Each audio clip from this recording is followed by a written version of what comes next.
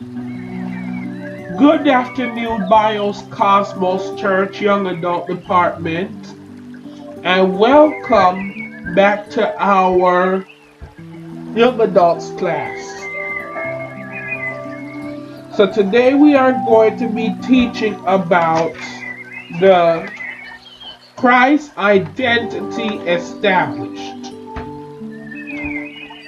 So let us pray. Father, in the name of Jesus, thank you for the time that you have given us today. Thank you for your holy word. In the name of Jesus we pray. Amen. So, let us begin by saying the pledge to the Bios Cosmos Church flag. I pledge allegiance to the flag of Bios Cosmos Church, that I may believe that for God so loved the world that he gave his only begotten Son, that whosoever believeth in him shall not perish but have everlasting life. Amen. Apostles' Creed. I believe in the God Father Almighty, creator of heaven and earth, and in Jesus Christ, his Son, our Lord, who was conceived by the Holy Spirit, born of the Virgin Mary, suffered under Pontius Pilate, was crucified, died, and buried. Today's scripture of the day is, God is giving to every man the measure of faith. Romans 12:3. Amen.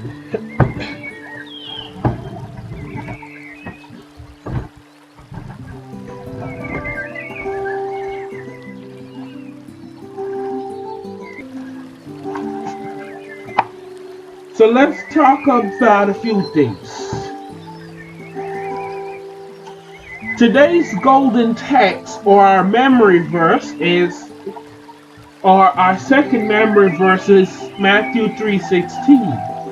When Jesus was baptized, he went up straight away out of the water, and lo, the heavens were opened, and unto him he saw the Spirit of God descending like a dove, and lightning upon him.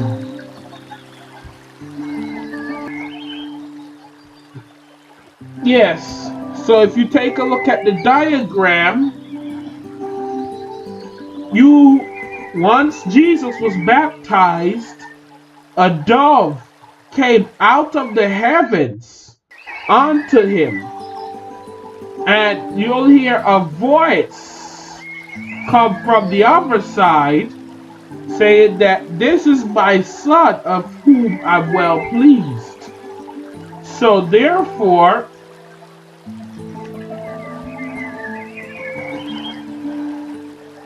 that's what happened once his ministry was initiated. So take a look at this. The Jewish leaders refused to believe that Jesus was the Son of God.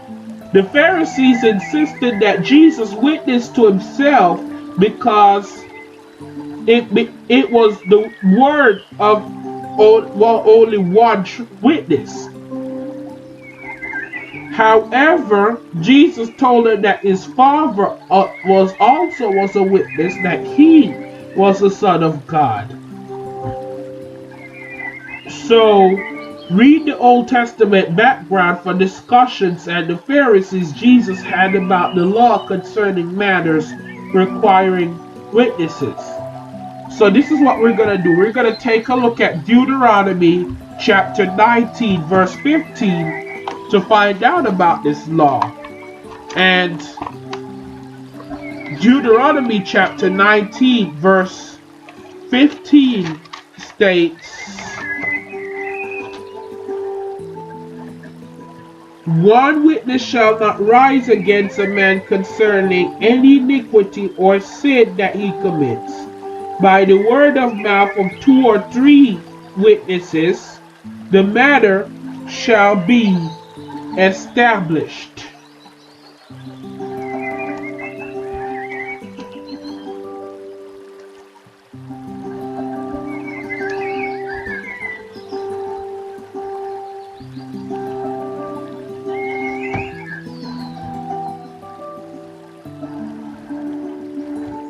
Oh, 19, 15. I'm in the right place.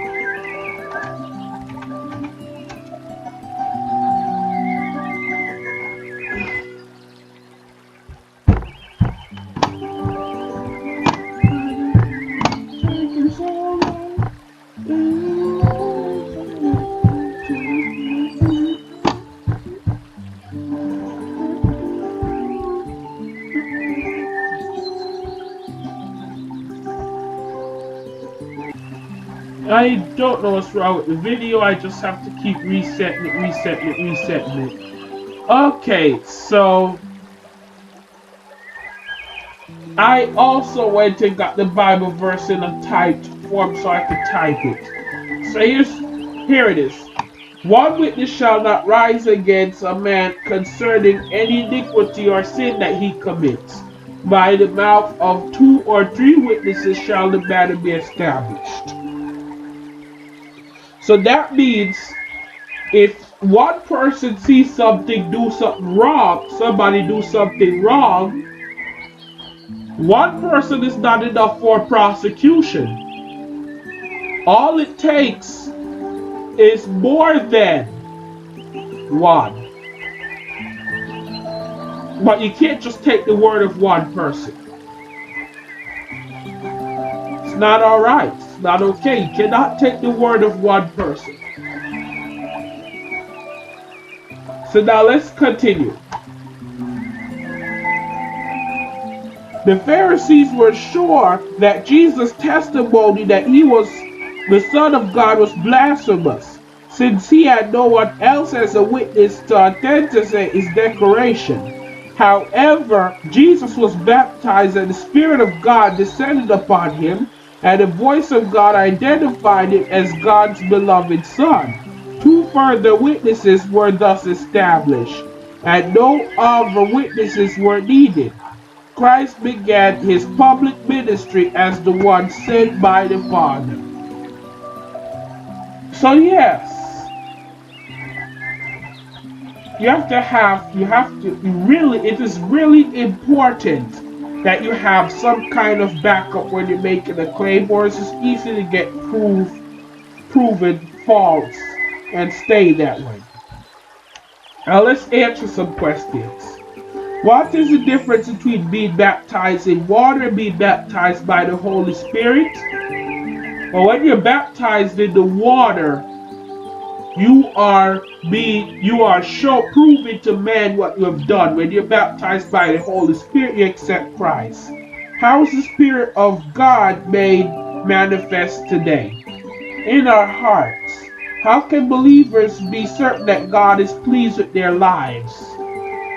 God shows us spiritual signs through our blessings.